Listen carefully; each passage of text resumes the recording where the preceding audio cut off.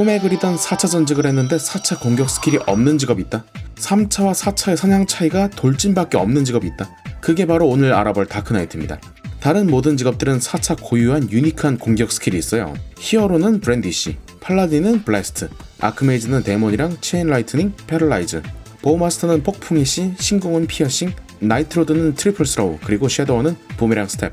근데 다크나이트만 뭐가 없어. 그래서 결론적으로는 다크나이트는 4차를 하고서도 200가지 드래곤 버스터와 드래곤 스래셔를 쓰셔야 됩니다. 다크나이트의 스킬은 3차 전직 용기사의 데미지를 강화해주고 사냥을 보조해주는 스킬들로 무장했거든요. 그래서 다크나이트는 알아볼 유니크한 스킬이 버서크 그리고 비홀더 두 개밖에 없습니다. 첫 번째로 버서크. 버서크는 뭐 좀 특이하다고 생각했던 게 다른 스킬들은 전부 반말로 이렇게 투박하게 설명을 해주거든요. 근데 버서크만 혼자 스킬 설명에 존댓말이 섞여 있어서 좀 신기하다고 생각했습니다. 버서크의 효과는 자신의 체력이 일정 수치보다 낮을 경우 공격력 증가. 그러니까 이 경우는 체력이 절반 이하일 경우에는 데미지가 2배로 적용된다는 얘기입니다. 심지어 이건 버프도 아니고 패시브. 천사들은 스킬 효과가 단순해서 아주 마음에 들어요. 그런데 이 버서크 역시 아픈 역사를 가지고 있다는 거 아시나요?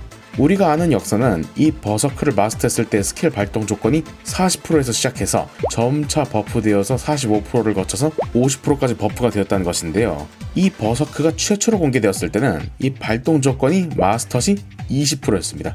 그니까요, 하이퍼바디를 쓰고 난 체력이 대충 2만 원절이라고 하면은 버서크를 마스터하더라도 체력을 4,000 미만으로 유지하면서 사냥을 해야 댐뻥을 받을 수 있다는 거죠. 갓 120 찍은 다크나이트가 체력이 7,000가량인데 버서크 레벨 1이면 이제 체력 1,000 이하로 사냥해라 이런 말도 안 되는 성능인 것인데요. 아무리 120 갓 찍은 원거리 격수들도 뻥 받으면 체력 5,000은 넘겠다. 이 새끼들 이거 매번 그랬듯이 피작을 염두에 두고 뭐 3만 피 채운 다음에 체력 6,000 이하로 사냥해라 뭐 이런 개같은 소리는 아니겠지?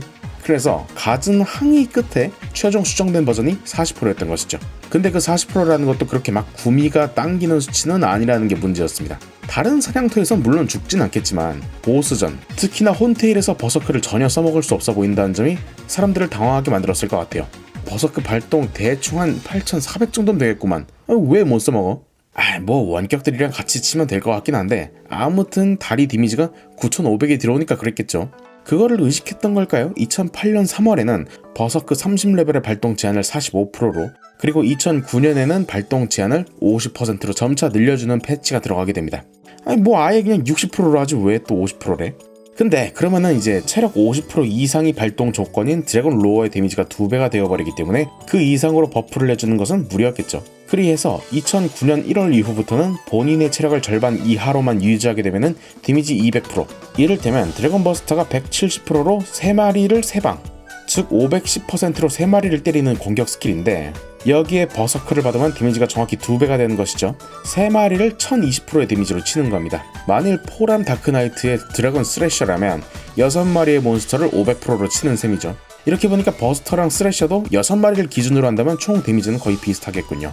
특히나 다크나이트의 경우에는 무기 상수가 3 혹은 5인데 창을 끼고 버스터, 포람 끼고 스래셔 같은 걸 시전할 경우에는 항상 무기 상수가 5인 상태로 공격할 수 있다는 것이니까 무기 상수가 3점대인 활, 아대, 단검들에 비해서 월등히 유리하죠. 그래서 다크나이트는 4차 전직을 하고 3차 스킬을 계속 사용하더라도 사실 다른 4차들에 비해서 지루하다라는 차이만 있는 거지 데미지 상승 부분으로 치면 다른 4차 못지않은 수준이 되는 겁니다. 그런 다크나이트를 보조하는 또 다른 스킬은 바로 비홀더. 버서크가 다크나이트의 절반이라면 비홀더는 나머지 절반이라고 봐도 되는 스킬이었습니다.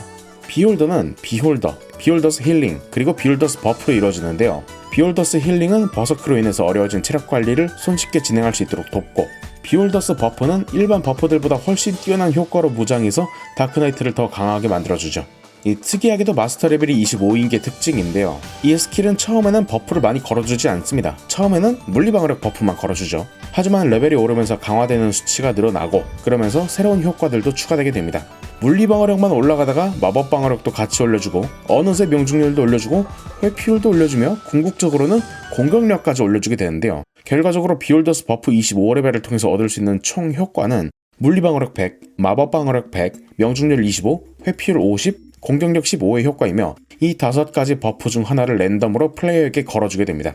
이렇게 보면은 굉장히 엄청난 스킬이죠. 아무리 4차라고 해도 뭔 방어력 100씩에다가 뭐 명중률, 회피율, 뭐 공격력 이거 다 합치면은 거진이 아니라 그냥 운영자 버프 수준이에요. 그런데 이런 스킬에도 함정이 있었으니 물리방어력, 마법방어력, 명중률, 회피율, 공격력 총 5개의 버프잖아요. 근데 이게 각자 1개씩의 버프로 따로 적용된단 말이죠. 말 그대로 버프칸 5칸을 차지하는 100초짜리 버프들이었습니다. 그런데 비올도 얘가 버프를 시전하는 주기가 10초였단 말입니다. 그런데 이 버프를 시전하는 게 거의 뭐 랜덤이에요.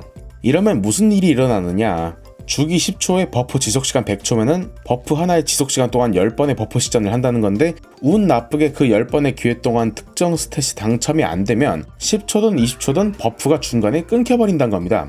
예를 들어서 공 15짜리 버프가 한 30초 동안 끊겨버릴 수도 있는 거고요. 혼테일 같은 거를 하는데 명중률 버프가 몇십 초 동안 끊겨가지고 맞춰뒀던 명중률이 몇십 초간 의미가 없어질 수도 있는 겁니다. 근데 버프창에 있는 비올드 버프들은 다 똑같이 생겨가지고 구별이 안 되니까 사냥 중에 계속 스탯 창 열어가지고 확인하기도 귀찮고 불편하다는 것이었죠. 그래서 다크나이트 분들이 뭐 쓸만은 한데 좀 이거 끊기는 것만 좀 어떻게 안 되겠느냐 라고 하소연을 하셨고, 결국 2008년 2월 패치를 통해서 비올더스 버프의 재사용 쿨타임은 4초로 바뀌게 됐습니다. 근데 여기서도 문제가 하나 남아 있었으니, 본매에서는 캐시로 구매 가능한 뿌리기 버프가 있었잖아요.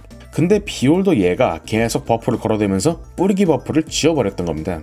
그래서 실제로 예전 다크나이트 영상들을 보면은 아예 비올더 자체를 안 켜고 사냥하는 영상들을 많이 볼 수 있어요. 그도 그럴 게, 해외를 예로 들면 공격력을 100이나 올려주는 오닉스 애플 같은 게 있는데, 비싼 돈 주고 사과 먹었는데 비올더 놈이 이 버프 지워버리면 비올더를 아주 죽여버리고 싶겠죠. 그래서 2010년 모험가의 귀환 패치 때는 비올더스 버프가 더 높은 버프를 지우지 않도록 변경되기도 했습니다. 근데 이렇게 버프를 받더라도 4초마다 랜덤 버프 1개 시전해가지고 결국 5개의 버프가 다 걸리려면 20초로는 택도 없는데, 이거 뭐 보스하다가 버프 해제 걸리면 뭐 어떻게 되는 거야 이거?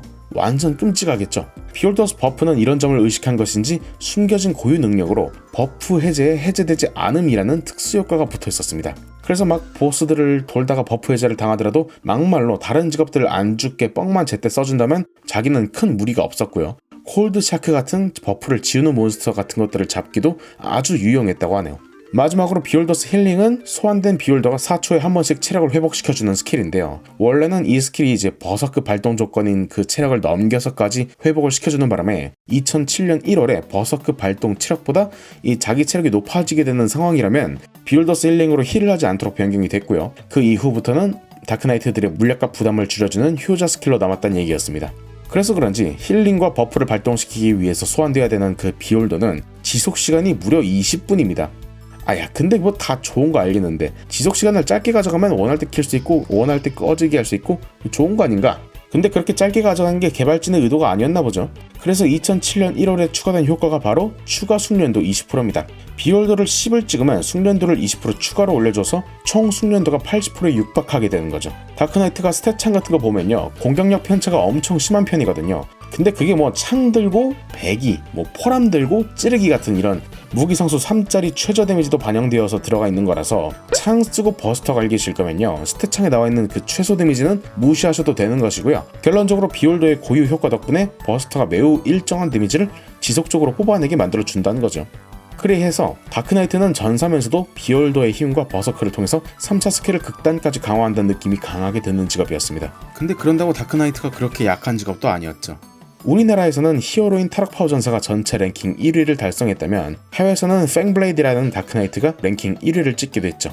이는 3마리 합댐 3060%인 드래곤 버스터의 버금가는 6마리 합댐 3000%를 자랑하는 포람 용기사의 드래곤 스래셔에게 유리한 맵이 충분히 구현되어 있었기 때문이기도 합니다만, 그만큼 다크나이트는 충분히 잠재력이 있는 직업이었습니다. 사실 뭐 3차 때 드래곤 나이트 용 컨셉의 혈기사였던 친구가 왜 4차에 와서 용을 다 갖다 버리고 뽀짝한 비올더 데리고 댕기면서 어둠의 길로 들어선 흑기사 호소인이 되는지 모르겠는데, 뭐 멋있으면 다 아니겠어요.